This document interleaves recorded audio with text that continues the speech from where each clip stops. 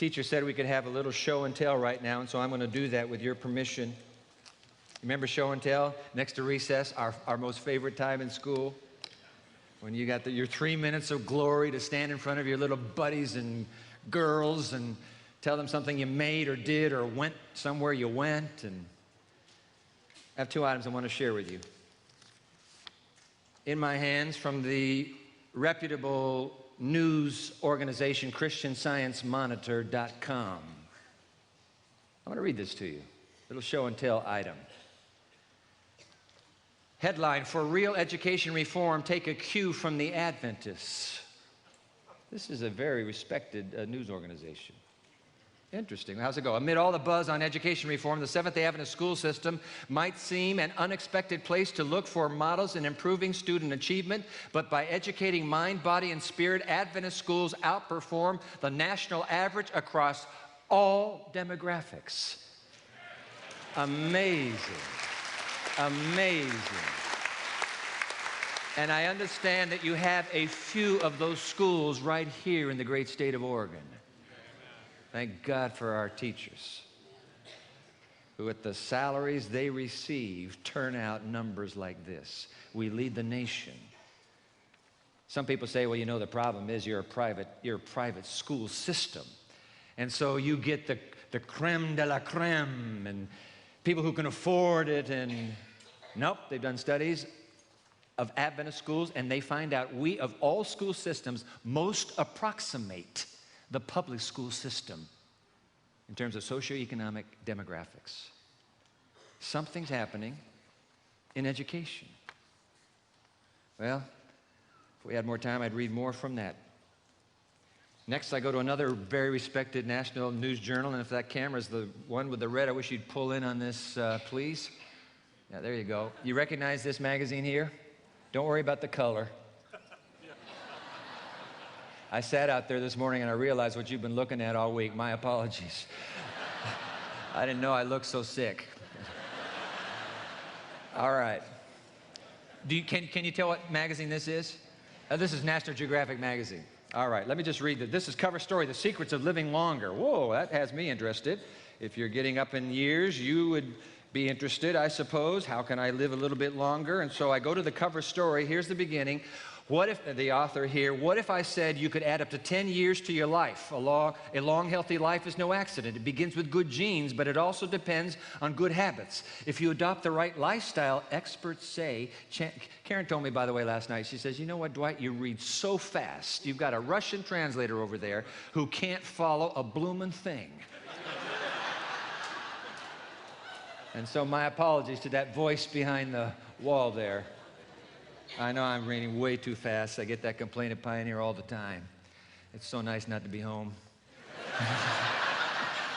and hear it from the same people.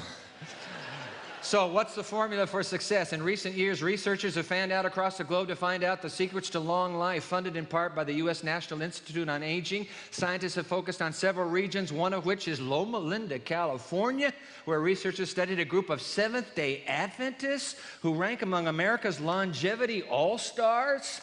Whoa, let me get to that part about Loma Linda. Where is that?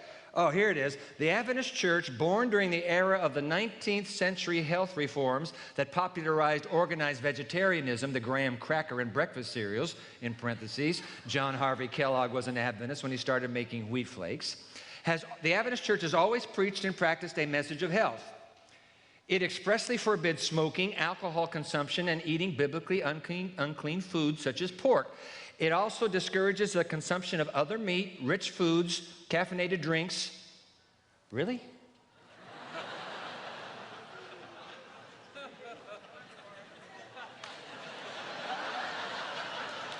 I didn't know that was in there. All right, rich foods, caffeinated drinks, and stimulating condiments and spices.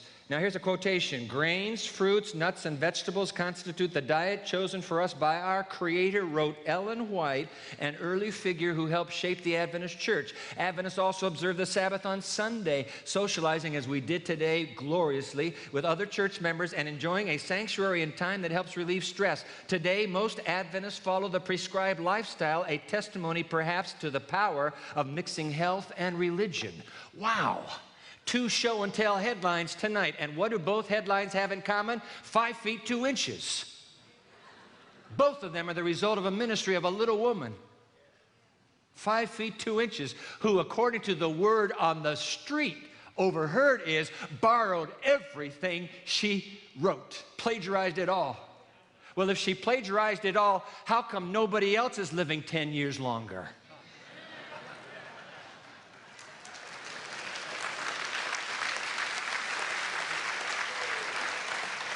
If what she had was there for everybody else would be living 10 years longer, wouldn't they?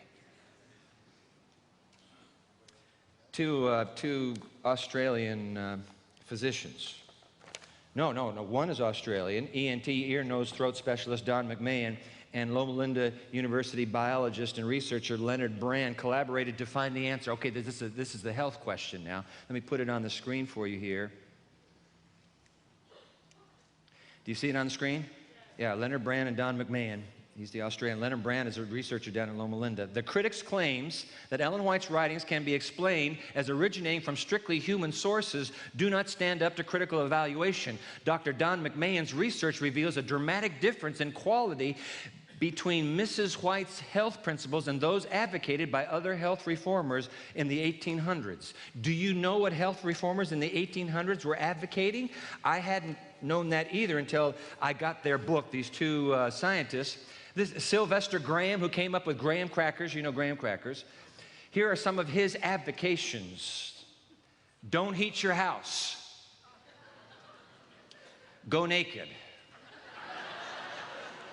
Don't rock a baby to sleep. Don't drink water. Get your liquids only from fruit. Prevailing. Here's from William Alcott. Wear very little clothing even when it's cold.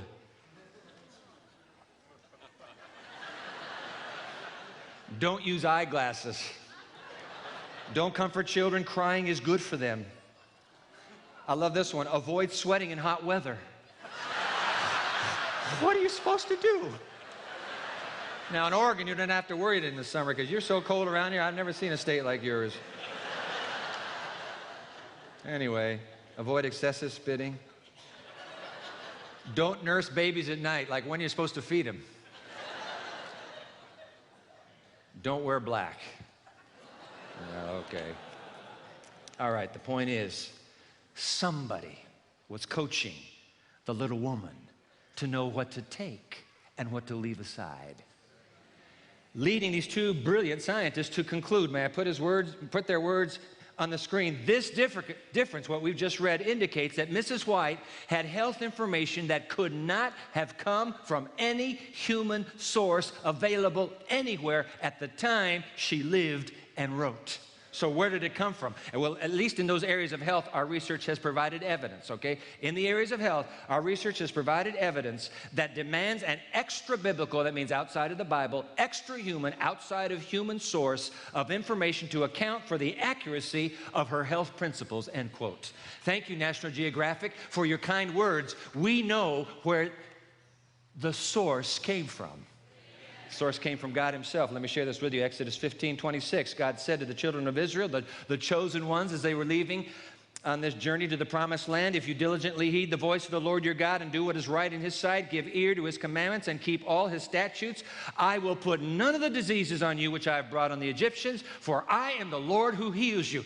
I am your creator, and I wrote the owner's manual. Follow the owner's manual, and you'll have a 10-year edge on the rest of society. Isn't that amazing? A 10-year edge. So what are we going to do with this gift, this testimony of Jesus? I want you to open your Bible, please. Also to the Apocalypse. I'm going to go back just for a moment to that chapter 12. And then I want to make an invitation for you to add to your library, okay? Revelation chapter 12. I'm gonna do this fast, so let's just keep the screen on. I think we'll be okay. Revelation 12, verse 1. This is the great history of the Christian movement from Calvary, from the birth of Jesus, actually, to the end. actually has a little insertion to talk about the rebellion that began in heaven with the fallen Lucifer. It's all contained in this dynamite, aggressive, in-your-face apocalyptic revelation. All right, so let's read Revelation 12, verse 1. Now a great sign appeared in heaven, a woman clothed with the sun, with the moon under her feet, and on her head a garland of 12 stars. I love this picture of the woman. You know, she's a pure woman. Remember, a woman represents the community of faith. Pure woman would represent God's raised up community of faith. She has a garland that's a Stephanos, Stephanie or Stephen. It's the garland of victory, Olympics, the garland of victory that you wear when you win. She's a winner. Stick with that woman. She's a winner. She's a winner. Stay with the woman. Some of you have been along the way. I just heard the testimony that you heard. I walked away, I walked away, I walked away, but Jesus brought me back. Stay with the woman. It's her, it's his woman. Stay with the woman. All right, so it goes on. Then being with child, so she's pregnant, she cried out in labor and in pain to give birth, and another sign appeared in heaven. Behold, a great fiery red dragon, having 7 heads and 10 horns and 7 diadems, diademata. Okay, so this is now the crown of a conqueror, not a victor. No, he's no victor, but he's a conqueror. He's a ruler, aggressive, killer. 7 crowns on his 7 heads, 7 diadems. Now, I went to Google. I said, find me the ugliest dragon you can find, and that's what Google found for me. Isn't that something? That's one of the 7 heads. Wow, that's the dragon. And what's the big deal about the dragon and the woman? Keep reading. His tail drew 1/3 of the stars of heaven. Lucifer took 1/3 of the... You know, I have moms and dads come to me, and they say, I've been such a failure. Remember, the perfect parent in the universe, the most perfect parent, lost 1/3 of his family. You can love perfectly and still have your children run away from home. Quit kicking yourself around the block, Papa and Mama. Just use your knees and pray, as somebody just mentioned in his testimony. Just keep praying for those children. He drew 1/3 of the father's family, threw them to the earth, and the dragon stood before the woman who was ready to give birth. Salivating the dragon was to devour her child, capital C, as soon as that boy was born in Bethlehem. And the dragon was there, and we all know the Christmas story. She bore a male child who was to rule all nations, messianic nomenclature, with a rod of iron, and her child caught up to heaven, missed him. And because he missed the child, was defeated at Calvary, guess whom the dragon turns upon? Yeah, the woman. You got it. Verse 6, and the woman fled into the wilderness, where she has a place prepared by God that they should feed her there. This 1,260-year dark and Middle Ages period. The church goes underground. Keep your eye on that woman. Stay with the woman. Now when the dragon saw, verse 13, that he had been cast to the earth, he persecuted the woman. He's after the woman. Perhaps even literally after the woman. Get that woman out of here. He persecuted the woman who gave birth to the male child, and the dragon was enraged. Here comes a familiar text. He was enraged with the woman, and he went to make war with the rest of her offspring, who keep the commandments of God and who have the testimony of Jesus Christ. The gift. The gift is the gift of Jesus. Whatever this end-time community is just before Jesus returns, they will not only be Sabbatarian commandment keepers, they will have the gift. And what is the gift? What is that testimony of Jesus? Revelation 19:10, for the testimony of Jesus is the spirit of prophecy. They will have the presence of a prophet in their midst. The gift, just before the end of time. Jesus said, by their fruits you'll know them. The only way I can figure out these 2 headlines, something good is going on with that gift. You don't think the devil wrote those headlines, do you? Please. The dragon would never have those headlines. He would crush them if he could. Too late. Too late. All right. So what's the big deal? Here's the deal. Why is the dragon so furious with this woman? This community of faith, and in particular, this testimony of Jesus. Why is the dragon furious with the testimony of Jesus? This is a no-brainer. This isn't even rocket science. Why would he be furious? Because it's all about Jesus, that's why.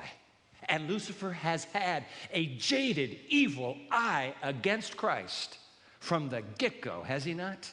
Of course he turns on the testimony of Jesus. You know why he turns on the testimony of Jesus? Because the gift of prophecy, 2 Peter chapter 1, verse 19, the gift of prophecy is like a massive halogen light Do you ever go driving down the interstate in the middle of the night? You're racing home, and you're in unfamiliar country, but all of a sudden you see this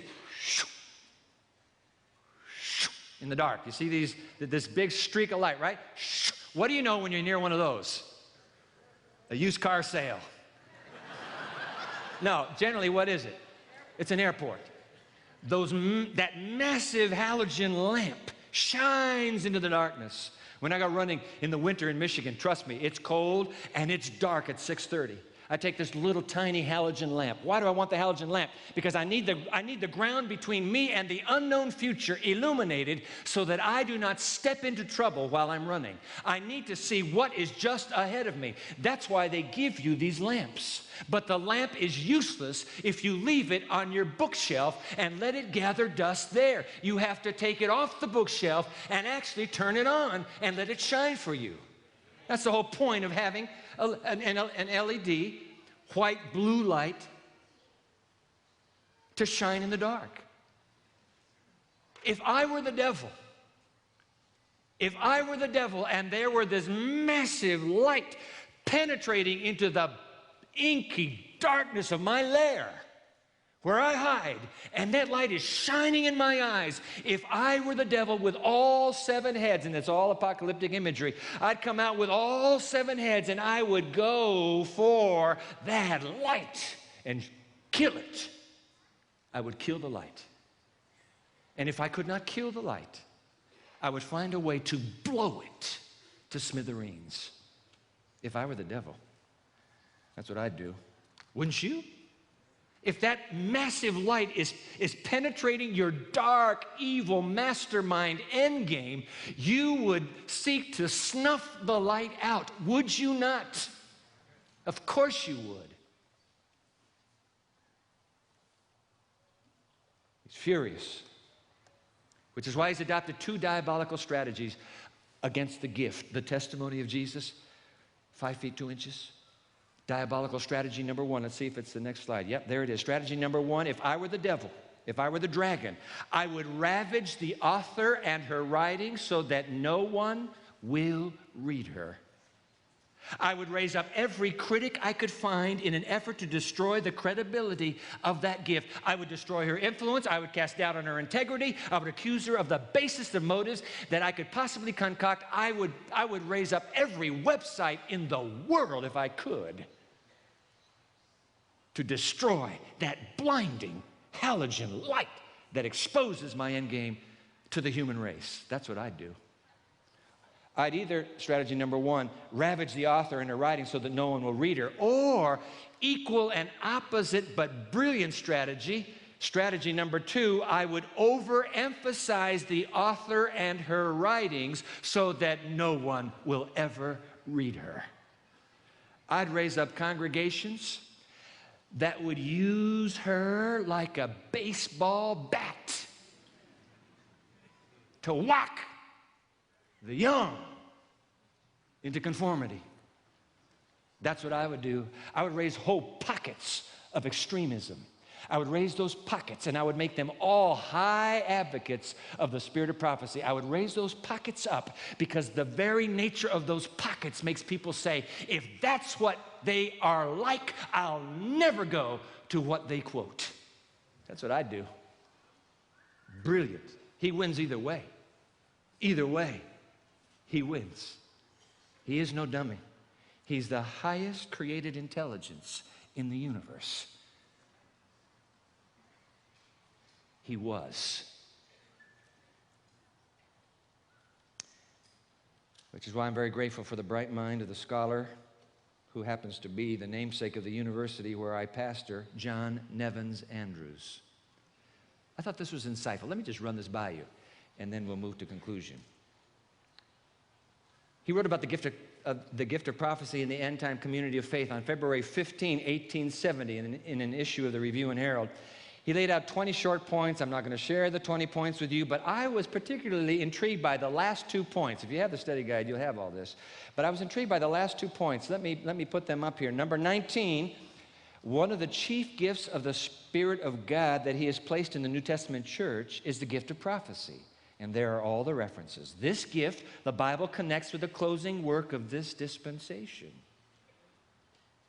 Spiritual gifts do not therefore cease to be of importance in the sight of God, nor in that to his true people. Oh, spiritual gifts go all the way to the end, contrary to what some say. Oh, it all ended with the New Testament. Not on your life. And that message, which is to accomplish the perfecting of the saints and to fit them for translation, that's the whole point, to get ready for the midnight arrival of Christ. That message that has the Spirit of God connected with it and speaking out in the management of its work, that is the gift at the end of time. Now, number 20. Extremely well balanced, and I have to share this with you. Finally, he says, in summation, in the reception of members into our churches, all right? So we're welcoming new people who keep joining us. Around the world they join us, in Michigan, in Oregon, on every continent of earth. This little Protestant denomination, because of this 5'2" woman, is in more nations than any other denomination on earth. Protestant. Yeah, I mean, please. So finally, in the reception of new members into our churches, we desire on this subject to know two things. Isn't this good? Number one, we want the new members to believe the Bible doctrine of spiritual gifts. Please see that the Bible teaches that. And then only, number two, that they will candidly acquaint themselves with the visions of Ellen White, which have ever held so prominent place in this work. We believe that every person standing thus and carrying out this purpose will be guided in the way of truth and righteousness, and these are my italics, and these who occupy this ground, I'm just checking her out right now, are never denied all the time they desire to decide this matter. Isn't that balanced? You can have all the time you want. You have to sign on some dotted line. Oh, yes, I've read all the books now. Can I join the church? No, there's nothing like that. Is there, pastors? Not that I've known. No, take all the time you need. Believe the Bible teaching on spiritual gifts? Take your time.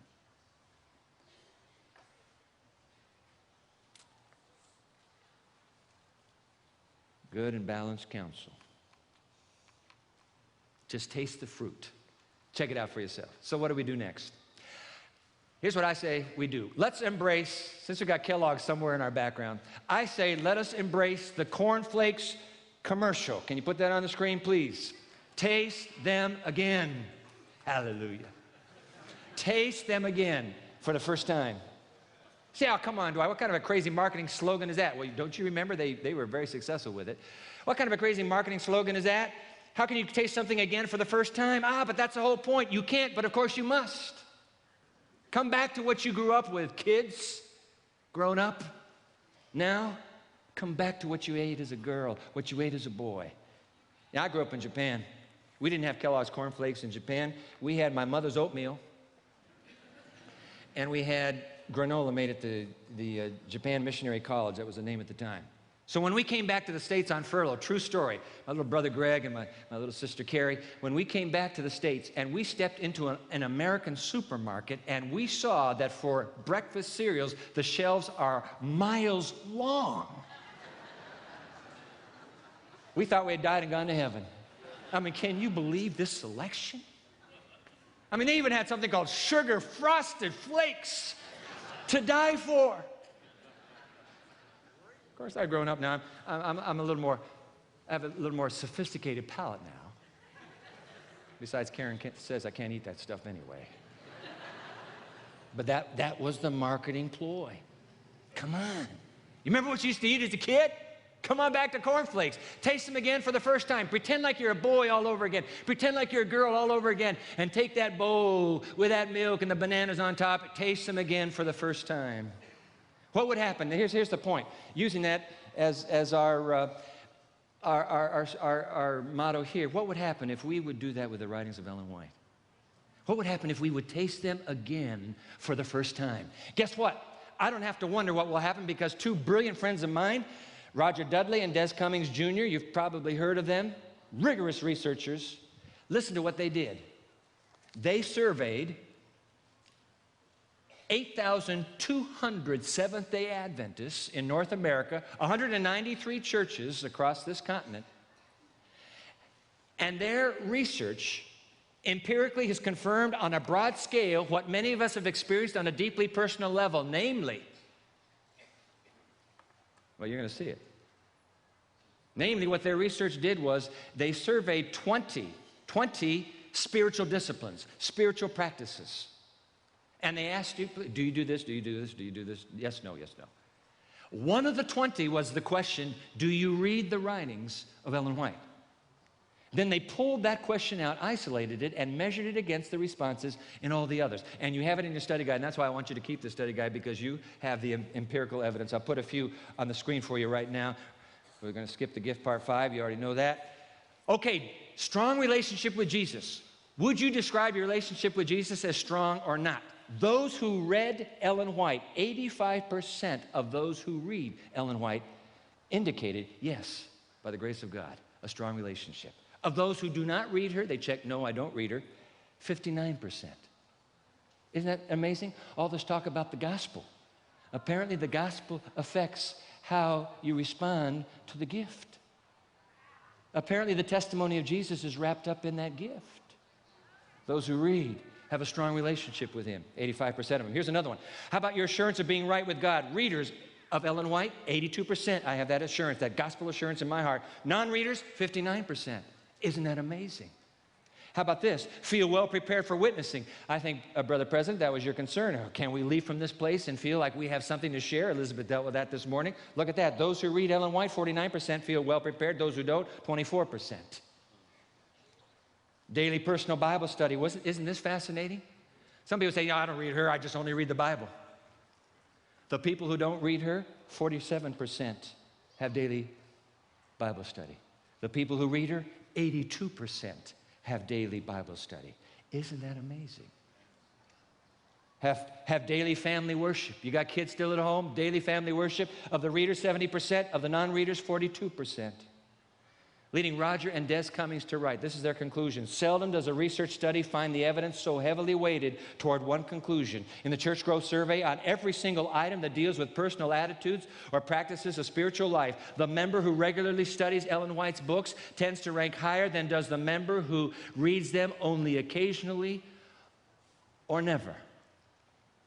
Which, being interpreted, means if you and I will taste them again for the first time, there will be a direct positive raising of the bar spiritually in our journey with Christ. Okay, so before I sit down, okay, Dwight, come on, 130 titles, you can't be serious. I'm supposed to go through all these? No. What if we treated the testimony of Jesus, in this case, as being the testimony about Jesus? What if we took these 3 classics? You know this little classic? This is Steps to Christ. I was just noticing this today. I hadn't realized this, but this was bought here in the Organ Conference ABC. Gift from my dad, May 18, 1977. Bought it right here in Oregon, and it's in my little leather bound. This is the classic, the most translated up to 130 languages. We're not quite sure how many. 130 languages, this little classic. I shared my testimony a few nights ago where I told you that it was reading. The professor sent me back and said, Dwight, you're in big trouble. Read this. The title to this book became a self-fulfilling prophecy in my own life.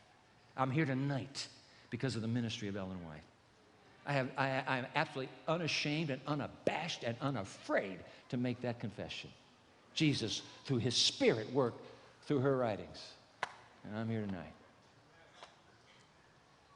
Classic number 1, Steps to Christ. It's waiting for you at the ABC in just a few moments. Classic number 2. Got it right here on the floor, and I'm going to pick down, just bend over and pick it up. I'm going to pick them both up here. I tell you, I'm really excited about this particular edition. And I'm excited about it because it reminds me of a dear friend of mine who sleeps in Jesus. His name, Jerry Potzer. And Jerry was a friend to all of us, I know. He's a personal friend of mine.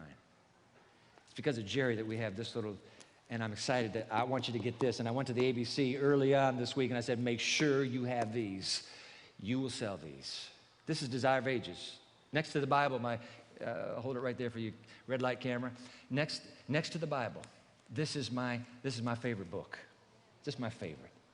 You won't read a more stirring and inspiring recounting of the life of Jesus than this book right here. This is a paperback, and here's why I'm excited about it. Just keep the camera on this here, please. This is a paperback.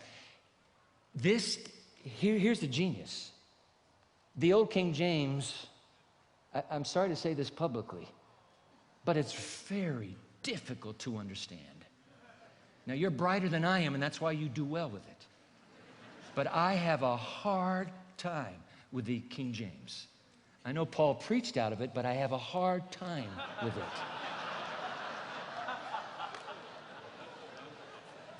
What Jerry did, and this is a gift to the church, what Jerry did, he says, listen, guys, we're not getting the young. I got 3,500 young adults in my congregation, 3,500 of them on the campus, I should say. They're not going to pick up a book like this. They're just not going to pick up a book like this if it's not user-friendly. So Jerry went to Pacific Press and he said, hey, guys, come on, can you pull all the King James out, and can you replace it with New King James? In some cases, another translation that might make that text even sparkle a bit more.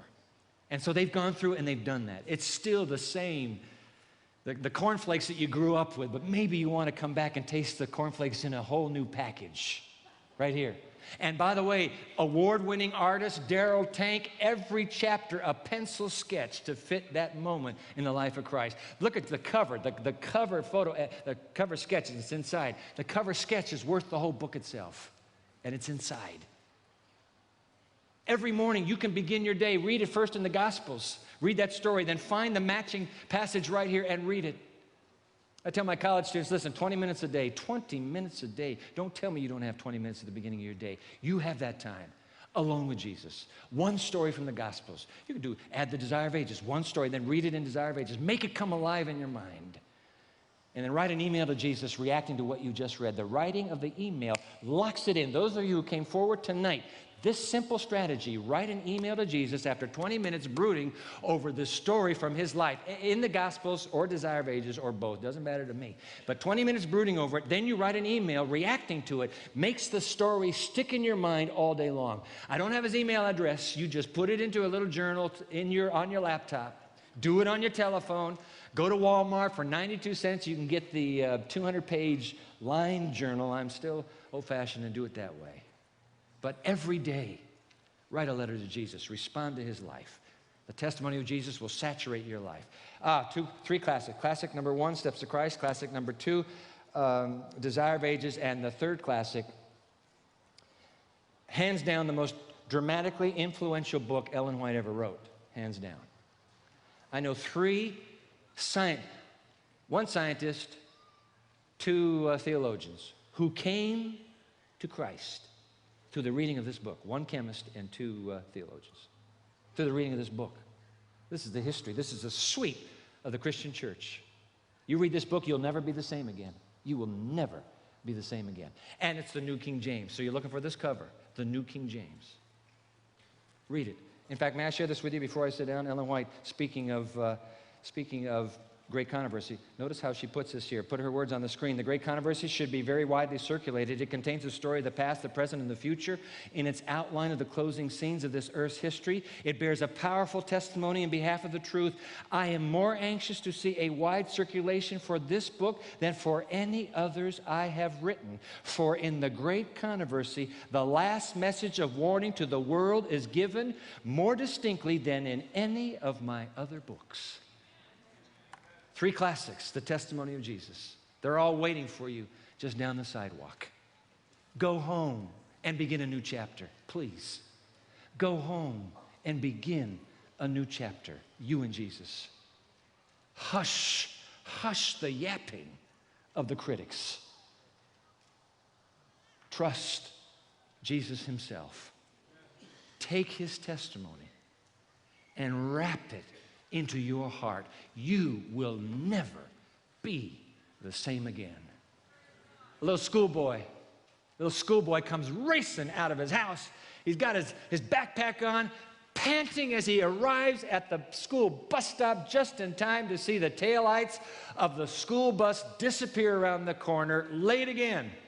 And his neighbor is standing in the shadows. He sees the whole thing and he says, "Yo, Junior, looks like you didn't run fast enough."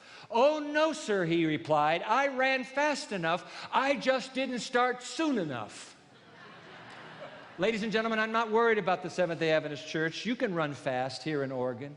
I know you can run fast, but I am deeply concerned for this church that I love. I am concerned with the midnight cry sounding in my ear that we won't start soon enough and we will not be ready. There's a world of 7 billion people to reach. God can do it literally overnight. Overnight. You say he cannot. He can too. All God has to say is every guardian angel on this planet, Scripture is clear, every human being has one. Every guardian angel on this planet, now hear this. Materialize yourself to your human charge. Tell that charge she has 24 hours to make a decision. The world is about to end. And every guardian angel would appear. And overnight, the entire human race would make a decision. Don't you tell me that the last 5 minutes cannot come just like that. You've been stalling. You've been waiting. You've been thinking, I got all kinds of time. Only a fool would think that way. Jesus is coming soon. It's time to raise the bar. It's time to go for broke.